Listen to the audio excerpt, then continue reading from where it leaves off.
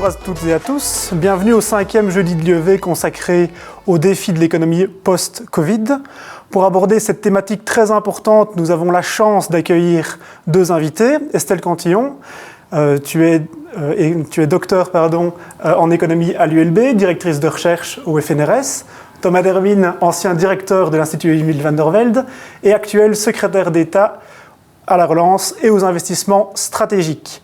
Depuis maintenant plus d'une année, nous subissons une crise sanitaire extrêmement importante qui s'est muée en crise économique. Jamais depuis la Seconde Guerre mondiale, nous avions connu un tel choc conjoncturel. Nous sommes maintenant à un tournant avec justement des prévisions de la BNB qui ont annoncé justement un rebond de 5,5% du PIB. Et donc nous allons interroger aujourd'hui dans ce débat, est-ce que véritablement nous sommes à un tournant de cette crise? Quel est l'état actuel justement de cette crise? Quelles sont les perspectives que nous pouvons dresser à moyen et à long terme? Et pour justement démarrer et entamer ce débat, je vous propose de regarder ce court extrait du JT de la RTBF. La croissance est de retour cette année, et pas qu'un peu, puisque la Banque nationale parie sur un boom de plus de 5%. Mais à qui, à quel secteur profitera ce regain d'activité? Joël Leclerc, Cédric Rifflard et Thomas Deschamps pour les explications. Ils ne sont pas encore au complet, mais ces employés ont enfin pu retrouver le chemin des bureaux. Il faut dire que le travail ne manque pas, tout comme eux, l'économie entière semble se déconfiner et le carnet de commandes de cette société de services informatiques ne cesse de se remplir. Un rebond économique qui grimperait pour tout le pays jusqu'à 5,5% en 2021, du jamais vu depuis plus de 40 ans. Un taux historique qui devrait faire retrouver à la Belgique son niveau d'avant la crise d'ici la fin de l'année, avant de continuer à croître de manière plus modérée. Mais alors, qui en profitera le plus? Aux côtés du numérique, les secteurs des énergies vertes et de la construction devraient tirer leur épingle du jeu grâce à leur rôle central dans les nombreux plans de relance.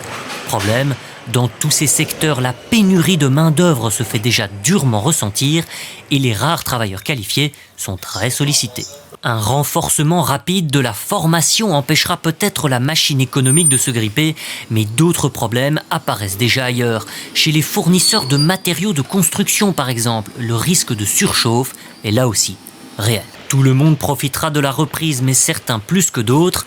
Ironie du sort, les secteurs gagnants sont aussi ceux qui ne se sont jamais totalement arrêtés en 2020. Alors justement, après ce premier extrait, je vais peut-être directement questionner Estelle. Comment justement, en tant qu'économiste, vous analyseriez justement ces perspectives de reprise actuelles ? Bon, mais d'abord, c'est vrai que c'est effectivement une surprise, mais c'est très difficile. On n'a jamais eu ce type de crise où c'est pas... l'économie était vraiment comme gelée à un moment donné. C'était très difficile d'anticiper ce qui allait pouvoir se passer. Maintenant, on réouvre et donc ce qui est assez intéressant, c'est pas uniquement la demande des consommateurs qui n'ont pas pu dépenser, qui peuvent dépenser et qui soulèvent comme ça, enfin qui permettent, qui génèrent la croissance. C'est également les entreprises qui investissent beaucoup plus qu'avant la crise. Et donc ça, c'est vraiment un bon signe pour le plus long terme. L'extrait, ce qui est assez intéressant, c'est qu'il dit qu'il y a des tensions. Alors il y a des tensions sur le marché des matières premières. Ça ne m'inquiète pas trop. Pourquoi? Parce que si l'énergie est plus chère, si certaines matières premières comme le cobalt, le cuivre, etc. sont plus chères parce qu'il y a des tensions sur le marché, ça va d'autant plus tirer l'économie et les entreprises vers des filières plus circulaires et moins énergivores. Je crois que le point vraiment d'attention, c'est le marché de l'emploi, parce que ça, c'est des domaines dans lesquels on peut vraiment faire quelque chose pour améliorer l'adaptation entre les besoins de l'économie et les travailleurs, surtout qu'on sait qu'également, on a encore du chômage chez nous. Donc c'est vraiment une question d'adaptation de l'offre et de la demande sur le marché du travail. Donc peut-être Thomas, réagir par rapport à ça, justement aux problématiques qui ont été soulevées justement dans cette vidéo et sur justement qui peut-être menace cette reprise économique tant souhaitée. Oui, mais je dirais donc effectivement, pour commencer, exactement comme Estelle, c'est que la nature de la crise est inédite, c'est-à-dire que ce n'est pas une crise parce que le système monétaire ou le système financier est grippé ou parce qu'il y a une guerre, c'est une crise économique parce qu'on a imposé des contraintes à l'économie, parce qu'on pensait qu'un intérêt collectif, qui était celui de la santé publique, était supérieur. Et donc ça, juste en soi, c'est intéressant, parce qu'en fait, on a réaffirmé un principe de supériorité morale, la santé des gens, sur l'économie. Et en soi, ça n'a jamais été fait. C'est-à-dire qu'on a montré, ça je pense qu'on retiendra ça de cette crise, on a montré qu'à un moment, si on décide qu'il y a un intérêt supérieur, c'était la santé pendant la crise, demain ça pourrait être l'environnement, ça pourrait être la solidarité, on est capable d'imposer, je veux dire, de réduire l'activité économique de 80%. Ce qui veut dire aussi qu'on a réaffirmé le rôle des pouvoirs publics, parce que les pouvoirs publics ont vraiment permis à l'économie de rester à flot. Et si aujourd'hui on peut redémarrer avec des dégâts structurels limités, c'est parce qu'on a transféré massivement de l'argent public vers l'entreprise privée. Maintenant, effectivement, je rejoins Estelle, les matières premières, en fait c'est très bien, parce qu'en fait ça va nous donner des incitants supplémentaires pour en fait, trouver des alternatives dans la circularité, dans des choses qui sont sourcées plus localement, etc. Il y a un vrai enjeu sur la construction. 60% des projets du plan de relance, c'est de l'infrastructure. Et c'est très très bien, parce qu'en fait, on doit construire l'infrastructure pour décarboner l'économie. Et en général, on sait que le secteur de la construction, il absorbe les pics, en partie avec du travail détaché. Mais aujourd'hui, le travail détaché, lui-même, il est moins attractif parce que la Hongrie, la Pologne, la Roumanie ont aussi des plans de relance avec de l'infrastructure et donc il y aura moins de travailleurs détachés potentiellement. Ce qui veut dire que c'est une opportunité unique pour investir dans la formation. Et je pense aussi pour que les entreprises reprennent aussi un rôle actif dans la formation. C'est-à-dire que ça doit vraiment être un effort public et privé. Et moi, je suis un peu consterné. J'ai beaucoup discuté avec des patrons qui disent « ça n'ira jamais, il me faut des employés », un peu comme si tout prêt, tout cuit, il a parfait les formations et je peux directement l'envoyer sur un chantier. Mais non, je veux dire, l'entreprise, les pouvoirs publics ont un rôle à faire, il ne faut pas du tout se dédouaner, mais l'entreprise a toujours joué, et le secteur de la construction en particulier, un vrai rôle d'ascenseur social. Et le système d'être un apprenti, c'est-à-dire d'apprendre des compétences sur le terrain, etc., fait aussi partie du rôle de l'entreprise. Et donc, sur cette question des pénuries de talents, c'est vraiment un job qui doit être partagé. Et aujourd'hui, il faut pouvoir dire aux entreprises, écoutez, vous avez un rôle à jouer et n'attendez pas des pouvoirs publics de vous envoyer des jeunes prêts à travailler, qui ont déjà toutes les compétences, etc. Il y a une partie du travail qui doit être appris sur le terrain et là, vous devez le faire aussi. Ok. Pour prolonger justement cet état des lieux, j'aimerais peut-être vous poser une question. On a parlé ici de données agrégées, on a parlé justement d'un rebond de 5,5% du PIB de cette année. Mais est-ce que justement ces données agrégées de la BNB, est-ce qu'elles ne masquent pas véritablement des réalités à la fois très hétérogènes, à la fois entre les secteurs, mais également entre les différents ménages? Je vais peut-être me tourner directement vers... Oui, bien sûr. De toute façon, en règle générale, une crise, ça augmente les inégalités. Je crois que je ne connais aucune crise qui n'augmente pas les inégalités, simplement parce que que ce soit les entreprises les plus précaires, mais également les ménages les plus précaires, sont moins aptes à résister aux chocs, à absorber les chocs. Donc, de toute façon, ça on le voit partiellement dans les données en tout cas. La question qui va vraiment se poser, c'est de savoir si la reprise va bénéficier de façon plus ou moins égale à tous les secteurs de l'économie et à tous les ménages. Et je trouve que ça, c'est encore compliqué d'anticiper parce que, bon, certes, c'est clairement le secteur, tout ce qui est le secteur culturel, le secteur de la restauration, ce sont des ménages plus précaires. Ils se réouvrent maintenant. Bon, je pense qu'ils vont pouvoir, eux, bénéficier de la reprise. Mais par contre, il y a vraiment une marche forcée vers la digitalisation lors de cette crise du Covid. Et ça, dans les entreprises, et on voit d'ailleurs les investissements en ICT des entreprises qui ont fortement augmenté. Là, moi, je crois que ça va encore plus augmenter la fracture numérique qui était déjà sous-jacente. Et c'est de nouveau une question de préparer les travailleurs également et les ménages à pouvoir ne pas être exclus de cette reprise-là. Et là, je rejoins totalement Thomas quand il dit c'est une responsabilité partagée de l'État, que ce soit via l'enseignement, etc., de l'entreprise et de tout ce qui est de la formation continue en général. Je pense qu'on n'est pas assez dans une société d'apprentissage tout au long de la vie, on y reviendra peut-être, on doit s'y préparer beaucoup plus. Et là, de nouveau, c'est des responsabilités partagées, je pense. Donc on a vraiment, entre guillemets, une crise qui a en fait touché plus les personnes, bien entendu, sans emploi, les femmes et les jeunes, et des secteurs, justement, qui concentraient, en fait, ce type de public, véritablement. Ça, et tous les gens qui étaient parce que, effectivement, l'État n'est jamais intervenu de façon aussi massive dans l'économie. C'est là qu'on voit, d'abord, la valeur d'un système de sécurité sociale comme on l'avait. Il a été, en plus, boosté par toutes les mesures supplémentaires, mais il y a quand même toute une partie du public qui est passée à travers les filets, les sans-statut. Il y a quand même toute une partie de gens qui n'étaient pas dans le système de sécurité sociale standard et qui étaient, par exemple, que ce soit dans l'économie informelle par choix ou parfois par nécessité. Et donc tout cela, ils sont passés à travers les mailles du filet. Et Thomas, peut-être pour réagir à la fois donc ce virus de l'inégalité, mais également donc cette explosion de cette fracture numérique. Oui, là où je suis juste il y a certaines crises qui réduisent les inégalités. Ah, vas-y. Les guerres. Ouais. Et d'ailleurs, il y a cette phrase je pense que c'était Keynes qui disait, il y a 2 remèdes possibles contre la montée des inégalités, les guerres et la social-démocratie. Et donc, étant un pacifiste, je suis social-démocrate. Je pense cette crise est là, et c'est un peu bateau de le dire, elle a accéléré des phénomènes de mutation plus profondes. Et le télétravail, on l'a vu, ça allait venir, ça a été accéléré en 2 mois, ce qu'on aurait peut-être en 5-10 ans, etc. Et oui, ça a creusé des phénomènes d'inégalité qu'on observait par ailleurs. Entre secteurs, on en parle beaucoup, effectivement, des secteurs qui ont des statuts plus précaires, la culture, le travail informel dans l'ORECA, etc. On voit qu'il y a vraiment eu... Mais aussi, moi je pense très fortement des inégalités intergénérationnelles, dont on parle en fait relativement peu, mais on avait déjà observé une forte augmentation des inégalités intergénérationnelles suite à la crise de 2008-2009. Ici, c'est très flagrant, et potentiellement, ça peut avoir des conséquences politiques et des conséquences très très profondes sur la société. C'est-à-dire que tout notre système de solidarité est basé sur une promesse implicite, c'est-à-dire que la génération future vivra mieux que la génération actuelle, et donc elle cotise parce qu'elle s'inscrit.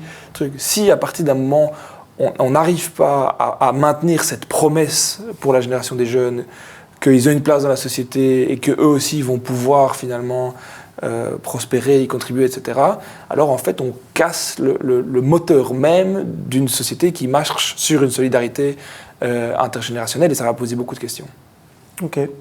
Et donc justement, si on en vient ici, on a parlé notamment de la formation qui allait être un des enjeux majeurs justement de cette reprise, mais comment est-ce que véritablement les pouvoirs publics dans les mois qui viennent doivent agir pour justement permettre que certains secteurs, notamment qui vont être impactés jusque 2024 au moins, pour ces secteurs arrivent à passer cette crise? Est-ce que des jeunes qui ont été privés justement d'emploi arrivent à dépasser justement cela?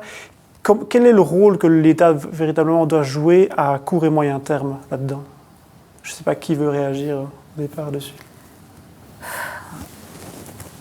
Bon, je crois qu'effectivement, je crois qu'il faut repenser, quand on repense cette idée, de toute façon l'enseignement est essentiel et il faut continuer à investir là-dedans, mais cette question d'apprentissage tout au long de la vie, je crois qu'il y a peut-être une façon de partager le temps de travail un peu différemment, qui pourrait être une façon de permettre aux jeunes qui sont rentrés sur le marché maintenant à un moment un peu plus délicat, et souvent on voit que le moment auquel on rentre dans le marché du travail détermine souvent le parcours et la carrière. C'est peut-être une façon de compenser cet effet-là. Et alors comment est-ce que ça pourrait se faire? Ça peut être des congés de formation éventuellement qui permettent à côté du travail, de pouvoir se former, de pouvoir progresser, et qui peut être cofinancé par l'entreprise éventuellement. C'est une façon de faire. Il y a toutes les instituts de formation continue qui existent, qu'il faut activer aussi, je pense.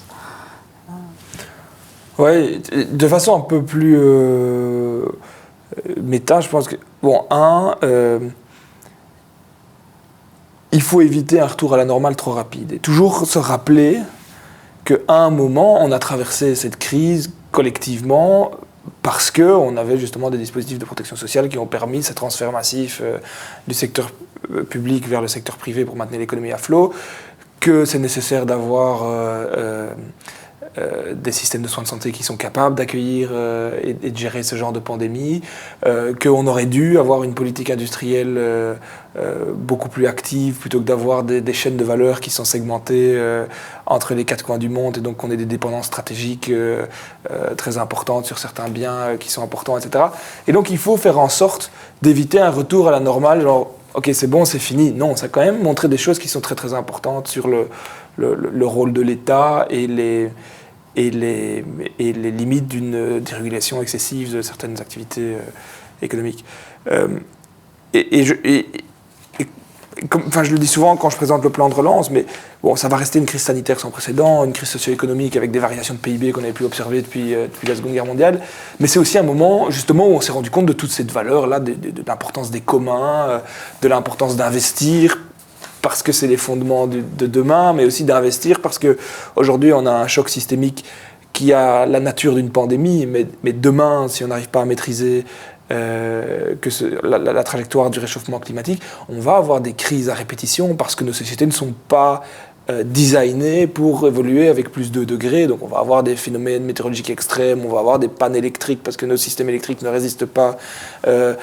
Et donc on va avoir besoin, non seulement on a besoin d'investissements publics et d'un État fort pour essayer de limiter le plus possible ou de retarder le plus possible le réchauffement climatique, mais on va aussi avoir besoin d'un État fort pour gérer les crises qui seront les résultats du changement climatique. Et c'est pas en étant chacun isolé, ces trucs, etc., qu'on peut gérer ces crises systémiques. C'est des crises qui ont une nature systémique, donc la réponse doit être systémique et collective.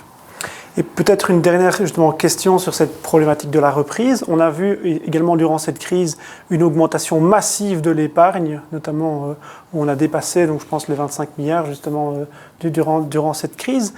Et d'un autre côté, on a vu en fait une catégorie de la population, notamment peut-être une vingtaine de pourcents peut-être, qui justement connaissait des difficultés massives. Comment est-ce qu'on arrive justement à développer dans les mois qui viennent, soit à d'une part en fait s'assurer que cette épargne en fait soit activée, et de l'autre part de toucher véritablement ces publics qui ont été encore plus précarisés en fait. Si je peux juste embrayer là-dessus, je trouve que la publication de ces chiffres, de cette façon, est un scandale. Okay. Parce qu'on ne montre pas une augmentation de l'épargne comme ça sans désagréger décile par décile l'impact distributionnel. Mm-hmm. Et d'ailleurs, parce que là, le message est pervers. Parce qu'en fait, effectivement, la Banque nationale utilise le message en disant « Écoutez, tout va bien, écoutez, il y a un choc positif sur l'épargne agrégée. » Entre guillemets, n'en faites surtout pas trop pour la relance parce que ça repart tout seul. Mais ce qu'elle cache, cette analyse, c'est que, et d'ailleurs la Banque nationale de France ne fait pas la même chose parce qu'elle montre l'impact sur les catégories de population, c'est qu'on a effectivement les personnes les plus riches qui ont amassé énormément d'épargne. Pourquoi ?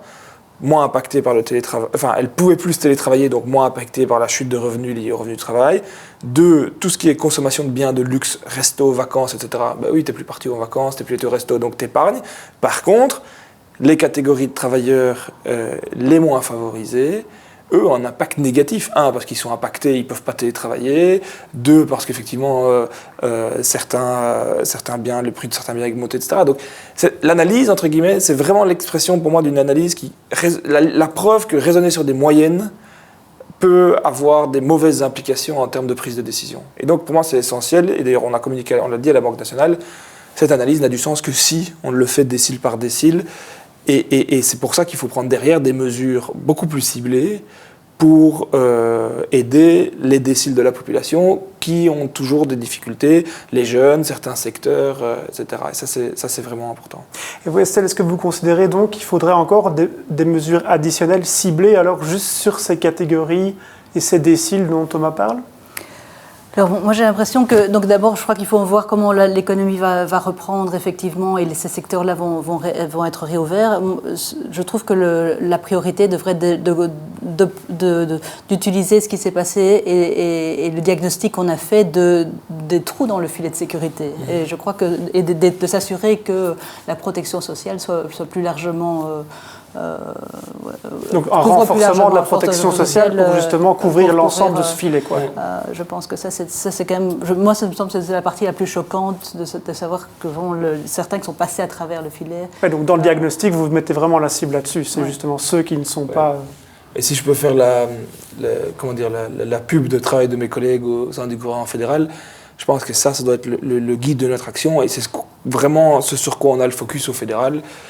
Pierre-Yves Dermagne qui travaille par exemple avec d'autres au sein du gouvernement sur le statut d'artiste, et de tous artistes au sens large, c'est-à-dire tout le secteur culturel, etc., où c'est clairement un trou dans la raquette de la protection sociale. Les travailleurs de plateforme, c'est aussi quelque chose sur lesquels qui sont les nouveaux ouvriers sans statut de notre génération.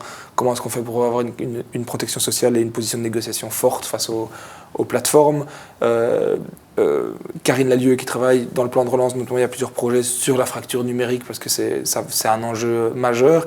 Et donc c'est vraiment sur ces trous qu'il faut travailler. Il faut réussir à combler dans les prochains mois. Tout le travail sur les jeunes aussi qui est fait au niveau des régions, parce qu'il faut effectivement des mécanismes spécifiques sur ces trous dans la raquette du système de protection. Sur justement ces premiers constats, je vous propose de regarder donc, quelques articles de journaux pour aborder notre deuxième partie.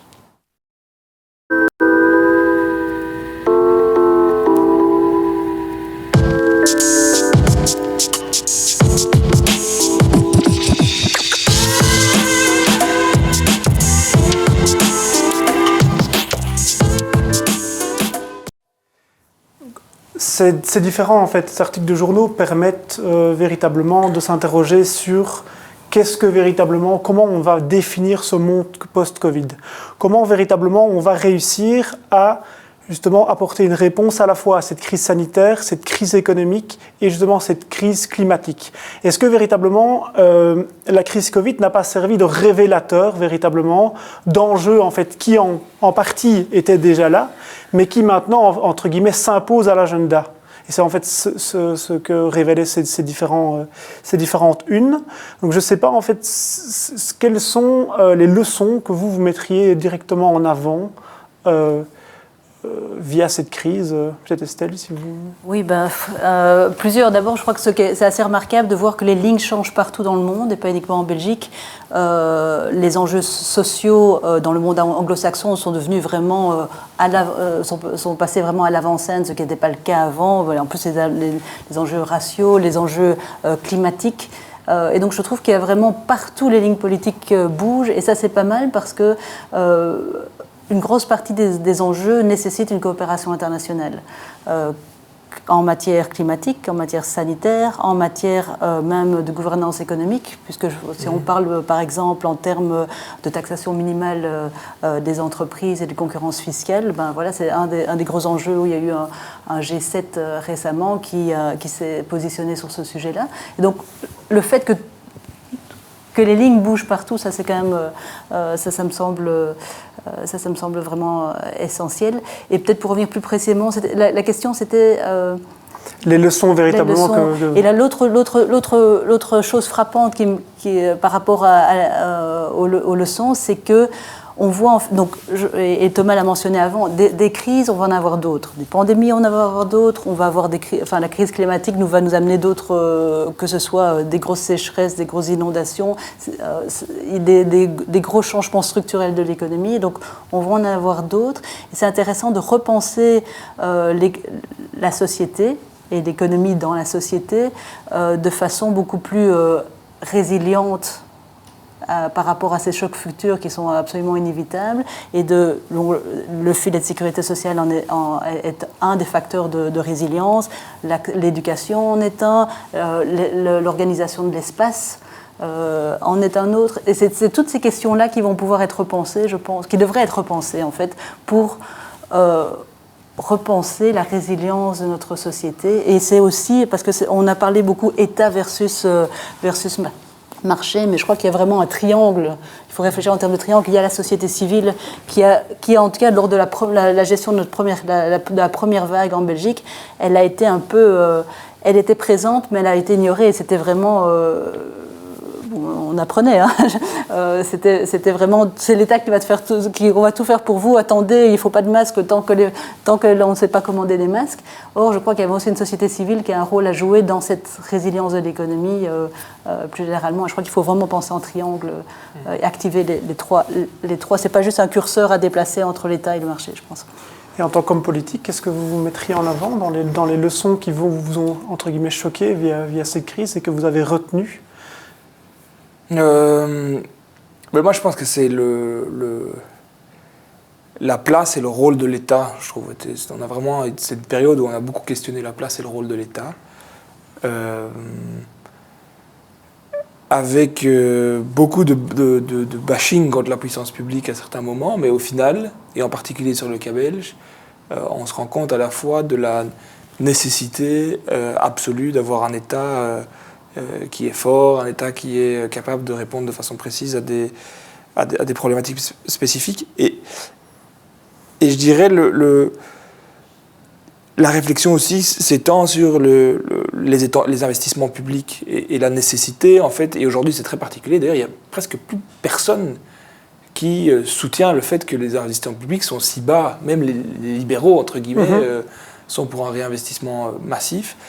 Et je pense que c'est vraiment capital parce que on peut se raconter autant d'histoires qu'on veut sur il faut être plus ambitieux par rapport aux objectifs de Paris, on ne fait pas assez, c'est pas moins 55%, c'est moins 65%, et c'est pas ça. La réalité aujourd'hui, c'est qu'on n'y arrivera juste pas si on continue à investir si peu. Et c'est pour ça que parfois je retrouve dans certains combats écologiques, etc., un peu une forme de naïveté, tu vois, de croire qu'on va y arriver d'un coup de cuillère à peau parce que les entreprises privées vont investir dans la technologie et parce que nous, on va manger un peu plus vert et prendre une fois de moins l'avion. Non, on n'arrivera pas à décarboner massivement l'économie si on ne repense pas fondamentalement la façon dont notre infrastructure publique est organisée, dont nos bâtiments sont isolés, dont notre réseau ferroviaire est efficace, etc. Et ça va nécessiter un État fort, un État qui investit beaucoup, et on ne peut pas seulement faire confiance à l'initiative privée pour y arriver. Et donc moi, c'est quelque part ça que je trouve intéressant, c'est un peu ce retour en grâce de, écoutez, à chaque révolution technologique, on a construit l'infrastructure qui allait avec. Après la Seconde Guerre mondiale, on a construit l'infrastructure pour l'économie basée sur le pétrole, on a fait des autoroutes, on a fait des lignes de haute tension, on a fait des trucs, etc. Eh bien, vous savez quoi, dans les 10 ou les 20 premières années qui viennent, si on veut être sérieux et pas juste se raconter des histoires sur la façon d'atteindre les objectifs de l'accord de Paris, on va devoir investir massivement dans les technologies qui vont permettre de décarboner. Certaines technologies, on les maîtrise déjà, parce que c'est des vieilles technologies, le train, l'isolation des bâtiments, etc. Et d'autres qui vont devoir être inventées sur le transport de l'hydrogène, sur la capture du carbone, etc.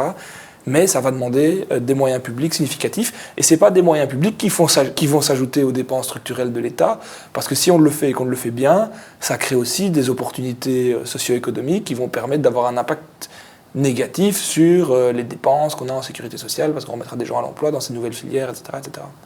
Et justement, ce retour en grâce de l'État, est-ce qu'il n'appelle pas une réévaluation de notre modèle économique ?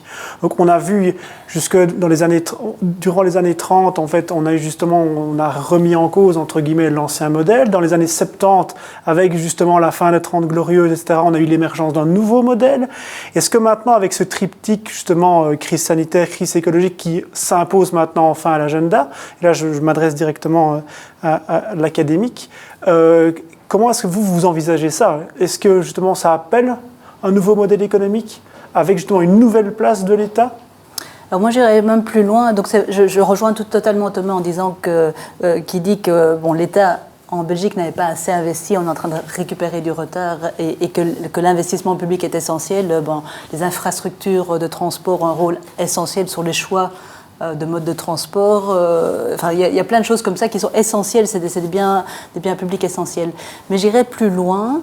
Je crois qu'on est à un moment de...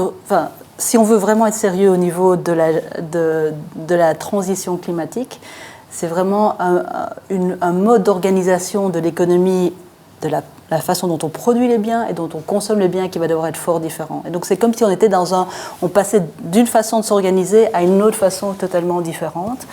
Et pour ça, on a besoin d'une certaine directionnalité. Donc c'est pas uniquement un État investisseur, c'est aussi un État coordonnateur qui donne une direction.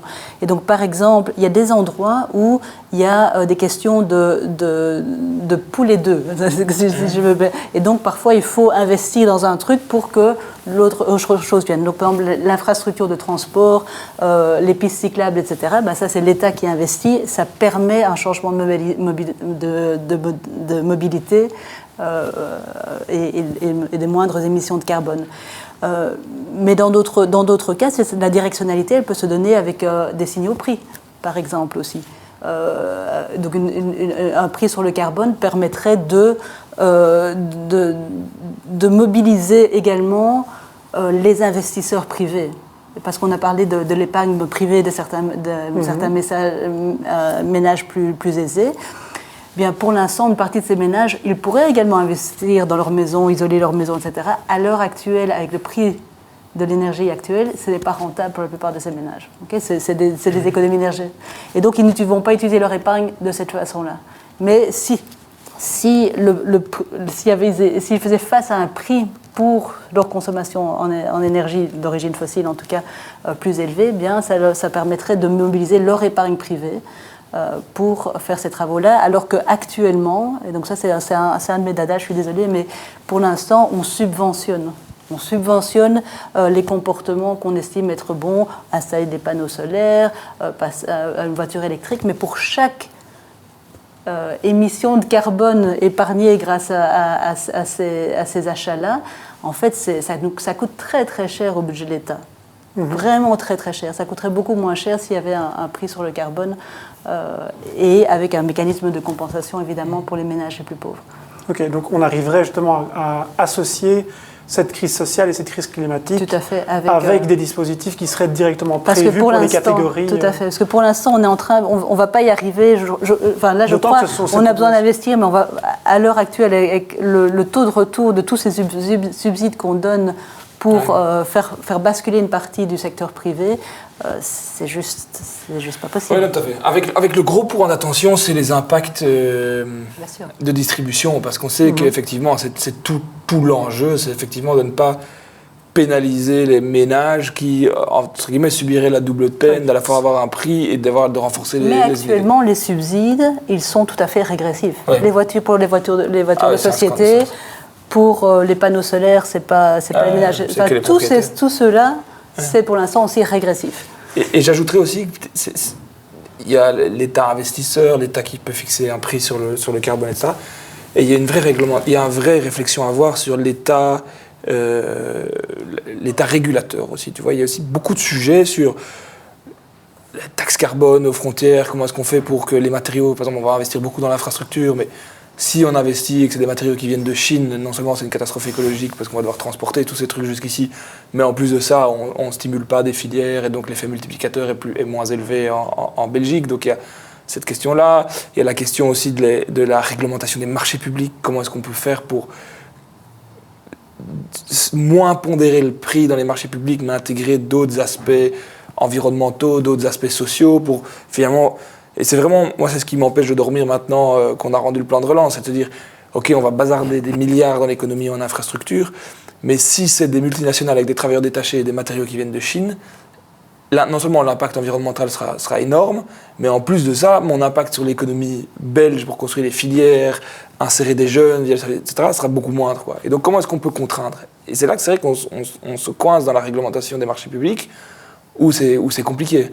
Et donc, il faut pouvoir trouver des stratagèmes pour avoir des marchés publics qui tiennent en compte de cet effet retour en Belgique, de la minimisation de l'impact environnemental, et donc, quelque part, un peu rentrer dans l'art du sacro-saint principe de règles de compétition européenne. Et donc cet État coordinateur, cet État investisseur doit s'accompagner, entre guillemets, de nouvelles régulations, si je le comprends bien. Mais est-ce que véritablement, et là je m'adresse aussi directement à Estelle... Pas de nouvelles régulations, je crois que c'est aussi une autre façon de penser l'État.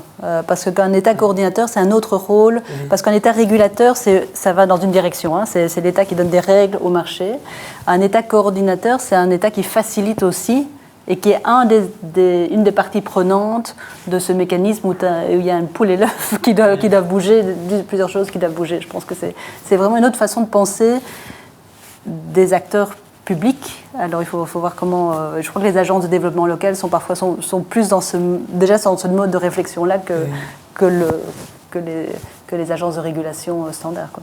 Et peut-être Thomas, est-ce que vous pourriez un peu expliquer aux spectateurs l'état en fait de la Belgique et de l'Europe, notamment depuis une trentaine d'années, notamment en termes, parce que vous avez parlé d'investissement public, mais où est-ce que véritablement on se trouve en fait Écoute, on investissait jusque dans les années 80 5 à 6% de notre PIB en infrastructure publique, enfin en investissement public. Et puis on voit que c'est la combinaison à la fois de la mise en place de la zone euro, plus du changement de paradigme dans la pensée avec Thatcher, Reagan et l'avènement un peu néolibéral, qu'on a une compression des niveaux d'investissement public. En Belgique, aujourd'hui, on est à 2,5% en moyenne depuis 20 ans. La moyenne européenne est à 3%, 3,5%. On observe ça dans tous les pays européens. En Belgique, c'est à ce point catastrophique que la Banque nationale, c'est un peu technique, mais je pense que ça vaut la peine de l'expliquer, calcule le stock de capital public. Donc en fait, c'est théoriquement, si j'additionne la valeur de toutes les infrastructures publiques, donc des routes, des écoles, des infrastructures ferroviaires, etc. Et en Belgique, ce qu'on observe, c'est qu'en fait, le taux d'investissement est tellement bas qu'en fait, ce stock, il se déprécie chaque année. Donc en fait, collectivement, on devient de plus en plus pauvre chaque année. Et pourquoi c'est dramatique? C'est qu'en fait, on se dit, tiens, mais en fait, on le sent, et c'est pas juste parce qu'on est avec une sensibilité de gauche qu'on le sent, mais on sent qu'on va devoir investir plus dans l'avenir. On le voit dans les infrastructures. Si on veut décarboner, si on veut investir dans la mobilité, etc., on sent qu'on va devoir investir. Mais aujourd'hui, on n'est même pas capable de maintenir l'existant. Et ça, c'est vraiment dramatique. Et c'est pour ça, je pense qu'avec ces plans de relance, c'est pas la panacée. Mais en tout cas, c'est un premier coup de pied dans la fourmilière. On se dit, bon, les amis, là, il est temps de faire quelque chose. Et on met une première brique pour inverser la tendance sur l'investissement public. Et peut-être Estelle, donc on a parlé notamment de transition environnementale. Quels sont, et si on met de côté en fait les investissements publics, les dispositifs ou les mécanismes que vous mettriez en exergue et qui sont véritablement des instruments qu'on doit cibler dans les prochaines années pour arriver véritablement à justement remplir nos objectifs? Moi, je dirais, donc, au niveau gouvernance économique, il y a on va avoir pas mal de nouvelles, de nouveaux produits, de nouveaux, j'ai envie de dire, de nouveaux business models, en sachant qu'un nouvel modèle d'entreprise, voilà.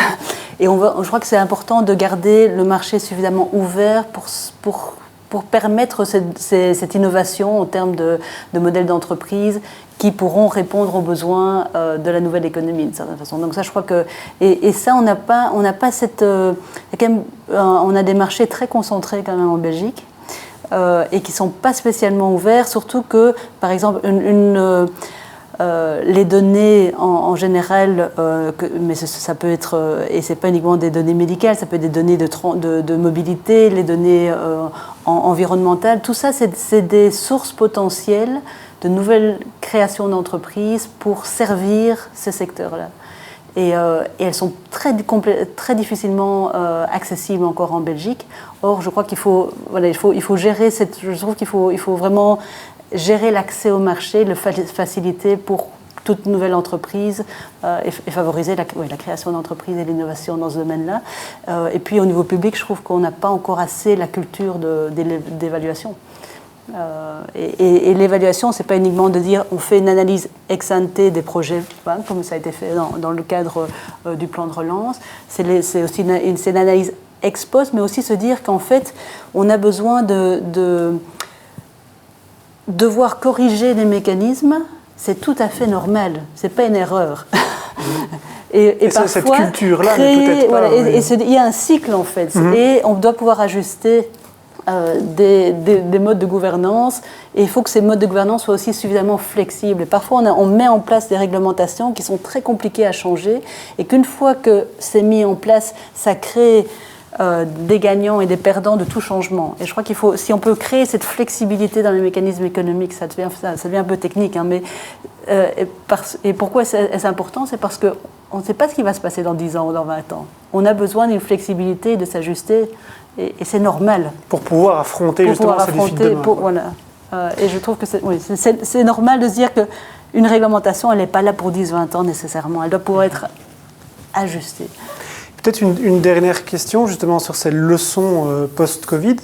Est-ce que la crise ne nous oblige pas un peu également à réévaluer l'utilité sociale de certains métiers en fait? On en a aussi beaucoup parlé dans les médias, mais est-ce que Thomas, tu voudrais en dire un mot? Oui, on s'est tous rendu compte pendant la crise de qui étaient les métiers qui nous aidaient à vivre en fait, à survivre. Si on n'avait pas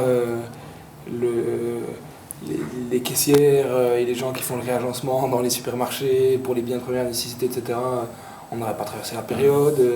On n'a jamais autant aimé son facteur et la personne qui vient livrer les colis pendant la crise, etc.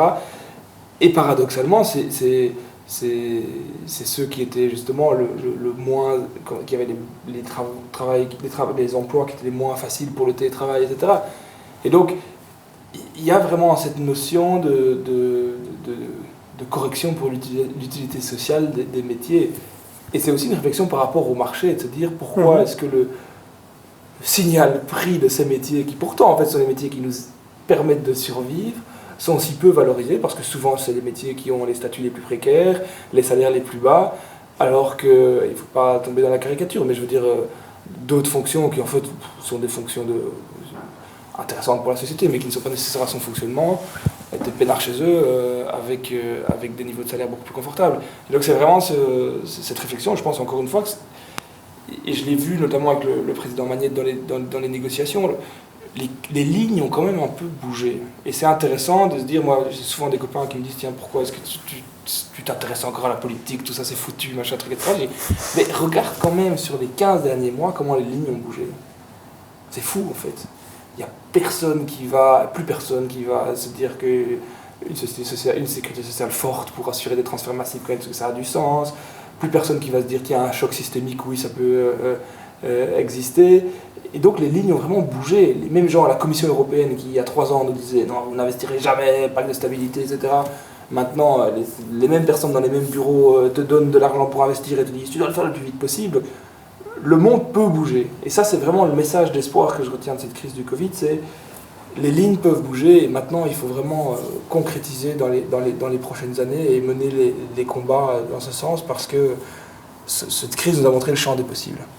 Et peut-être, Estelle, si on dépasse ici le carcan belge, est-ce qu'on ne pourrait pas essayer de faire un lien justement entre les enjeux de la transition climatique et justement la réévaluation de l'utilité sociale de certains métiers qui en fait vont devenir extrêmement et encore plus importants en fait avec cette transition.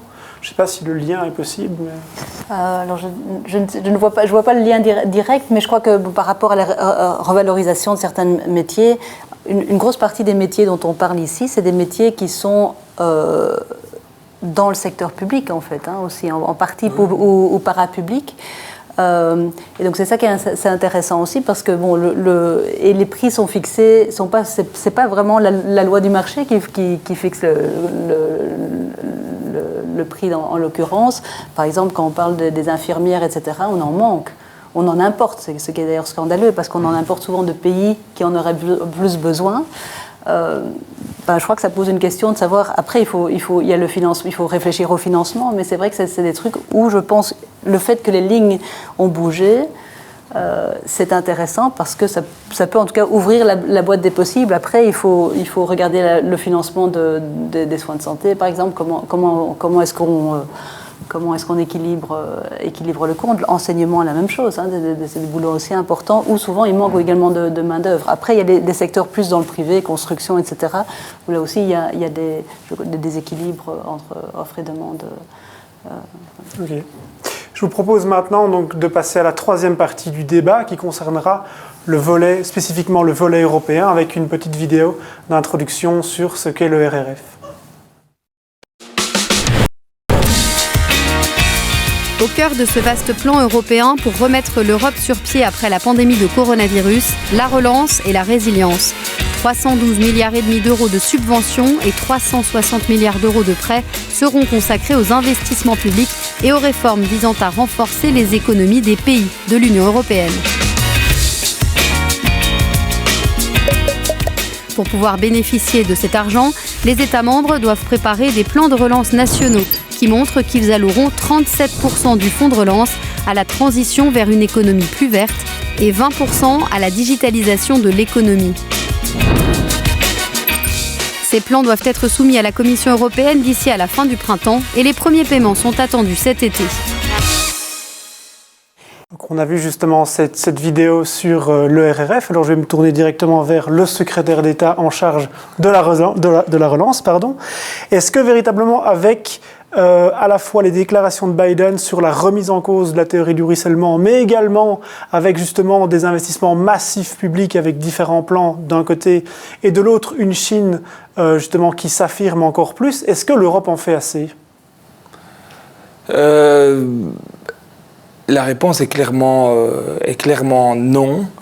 Et non à plusieurs niveaux. Un, parce que les montants qui sont mis sur la table sont faibles par rapport aux besoins et à la nécessité d'investir. Et quand on compare la taille du New Deal ou la taille du plan Marshall par rapport à la taille de ce fonds-ci, c'est relativement faible.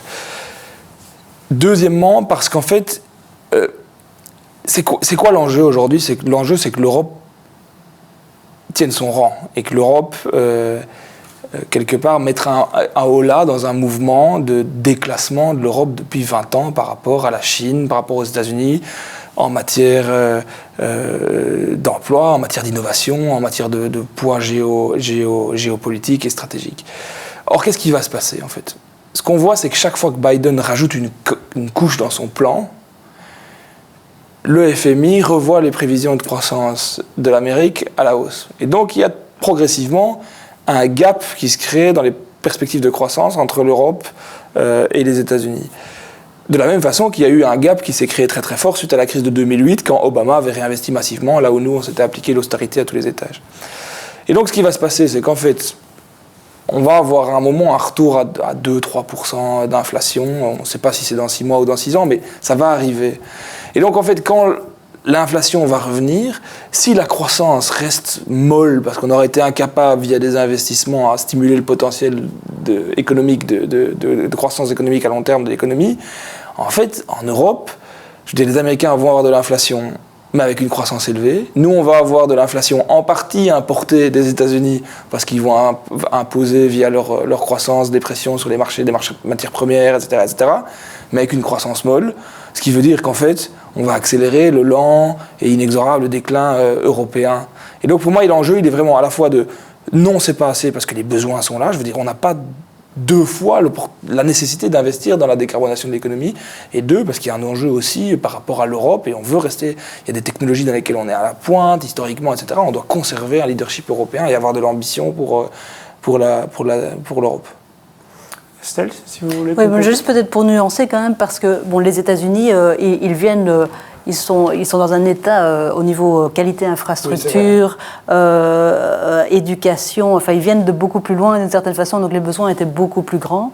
Ils vont être confrontés à la crise climatique de façon beaucoup plus sévère et plus vite que nous, ils le sont déjà.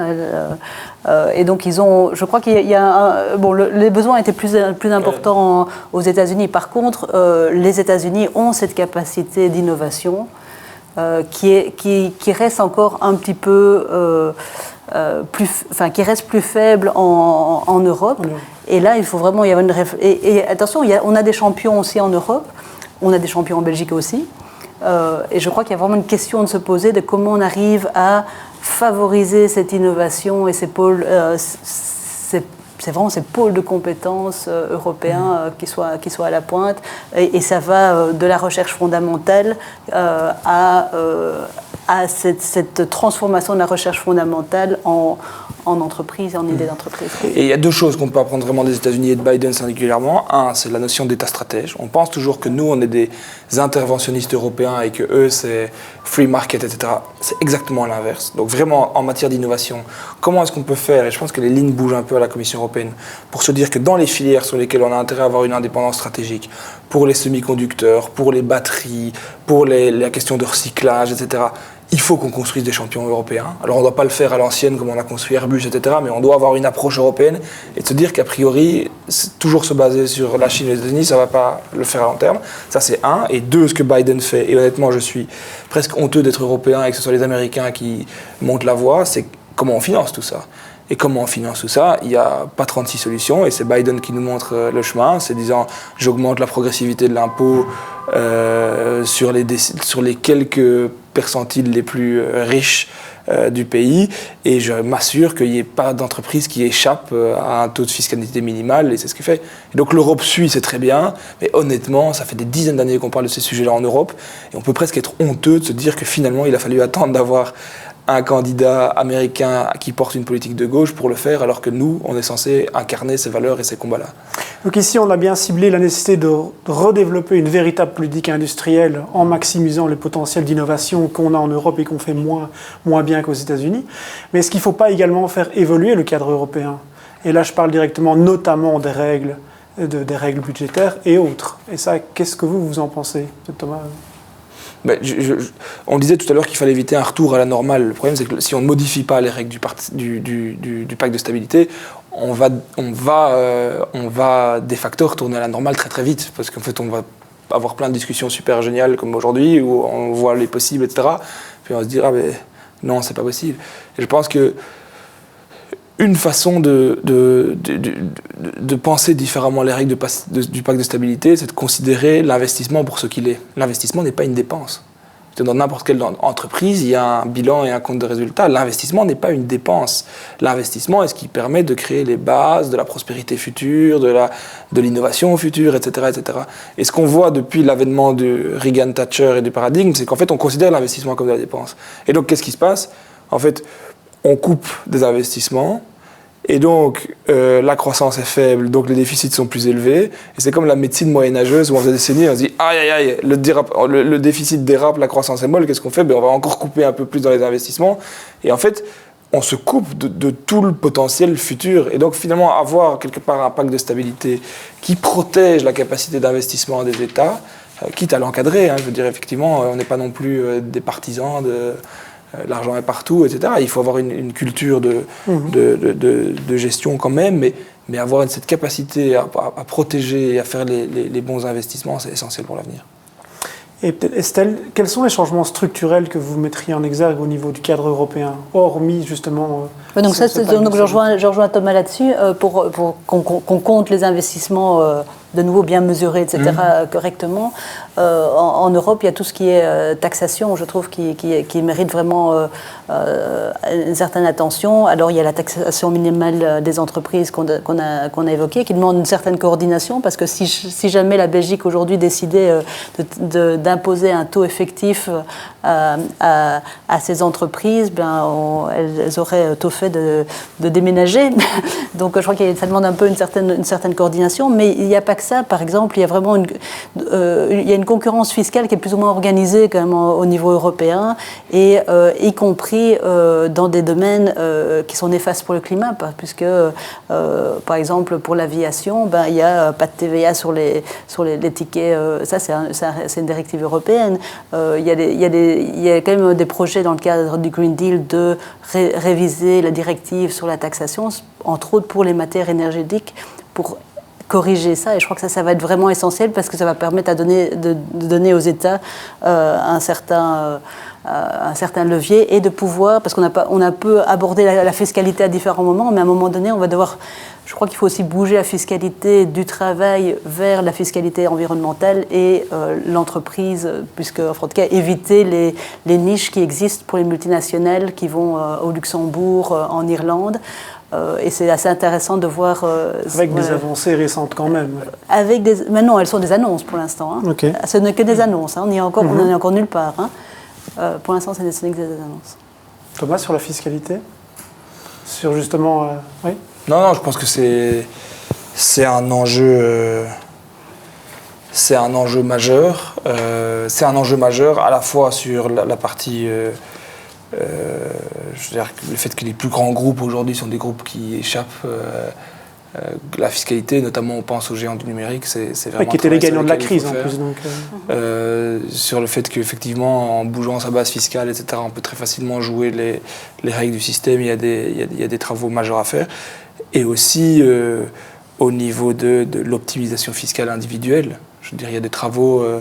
très intéressant aux États-Unis qui montre à quel point, au-delà l'impôt est progressif jusqu'à certaines catégories, et puis à un moment il devient régressif, juste parce qu'à un moment, quand vous avez tellement d'argent et tellement de capacité de jouer entre la fiscalité immobilière, mobilière, des sociétés, trucs de la planification internationale, c'est très facile. En fait, on casse toute la promesse de société, et ce qui fait qu'on fait société ensemble. C'est-à-dire que quand on a beaucoup, on contribue beaucoup et on a toujours assez de toute façon. Et ça, c'est un travail qui est hyper important. Et je pense qu'en Belgique, on a énormément de travail à faire déjà chez nous, qu'on peut faire. Parce qu'il y a toute une partie, je suis d'accord, qu'on doit faire en coordination internationale, au niveau européen, au niveau de l'OCDE, mais une partie qu'on peut faire chez nous. Il y a des aberrations, je veux dire, la fiscalité, le fait que tous les cadres qui gagnent plus de, 8-9 000 euros, je crois qu'il y en a 1 sur 2 qui est en société de management, qui n'a aucun sens. C'est des aberrations. Il y a des aberrations. Le fait qu'on paye des bonus avec plutôt que de les payer en bonus qui soient fiscalisés, on les paye avec des options pour que ce soit défiscalisé. On peut faire beaucoup de choses en Belgique, indépendamment d'attendre si on va réussir à taxer Google ou Amazon. Et donc il faut casser cette inertie et dire en fait on peut faire des choses. Et il y a toute une série de petites niches en Belgique qui font que l'État, la taxation n'est pas juste et pas progressiste. Peut-être pour finir sur un message d'espoir, un message positif, est-ce qu'il y a des projets qui sont en cours, là je cite notamment Thomas, en politique industrielle notamment, qu'on pourrait justement un peu développer pour donner un exemple en fait à nos téléspectateurs? Oui, en politique industrielle, je pense que donc la Commission a émis toute une série de filières stratégiques. Ça va depuis les masques jusqu'aux semi-conducteurs, pour ne pas dépendre des Asiatiques, dans lesquels on allait avoir une politique industrielle coordonnée. Et ça, en soi, c'est déjà nouveau, hein, parce que politique industrielle au niveau européen, c'était quasiment un gros mot jusqu'il y a peu. Et donc aujourd'hui, c'est en train de s'organiser au niveau des États membres, et y compris à certains sujets où la Belgique peut être à la pointe. On parle notamment de créer de la résilience sur la capacité à produire et à développer des vaccins beaucoup plus vite. On sait que la Belgique est une plaque tournante, donc on va clairement se positionner pour rester au cœur de ces dispositifs et que la Belgique joue son rôle au niveau mondial de produire des biens publics que sont des vaccins. Et Estelle, peut-être un message justement, on a vu encore la une notamment de Libération avec les températures, je pense que c'est au Canada aujourd'hui. Est-ce qu'on arriverait quand même à donner un message positif ou d'espoir justement à l'ensemble des gens qui nous regardent sur des projets que vous identifieriez maintenant, notamment en termes de développement durable, dans le plan de relance, non, de manière générale au niveau européen? Donc d'abord, je crois que pour la transition climatique, il y a quand même pas mal de technologies qui existent déjà. Hein. Donc je crois que c'est des questions de coordination parce que c'est beaucoup on peut se bouger autrement si on a l'infrastructure qui va avec et si on a les prix sont corrects qui correspondent. C'est pas normal de payer 6 fois plus le train que l'avion, par exemple, pour des mêmes destinations. Il y a des aberrations comme ça. Donc je crois qu'il y a un niveau de conscientisation du public qui est beaucoup plus élevé. Il y a des choses que les individus peuvent faire et il y a quand même pas mal de directionnalité dans ce plan de relance qui va faire bouger les choses. Est-ce qu'on va bouger assez vite? Sans doute pas. Mais tout ce qu'on peut faire pour bouger, c'est déjà ça en moins. C'est déjà ça en moins au niveau effet. Donc je crois que et il y a quand même une concordance au niveau international. Les États-Unis sont revenus dans l'accord de Paris. Biden l'a dit, c'est une menace existentielle pour eux, et c'est vraiment vrai. Ils ont les grosses températures dans l'État de Washington pour l'instant sur la côte ouest. Ils ont déjà des feux en Californie. Ils ont au Texas, ils ont leur grille, leur système électrique qui a des soucis à cause de la haute chaleur. Ils ont des ouragans pratiquement chaque année.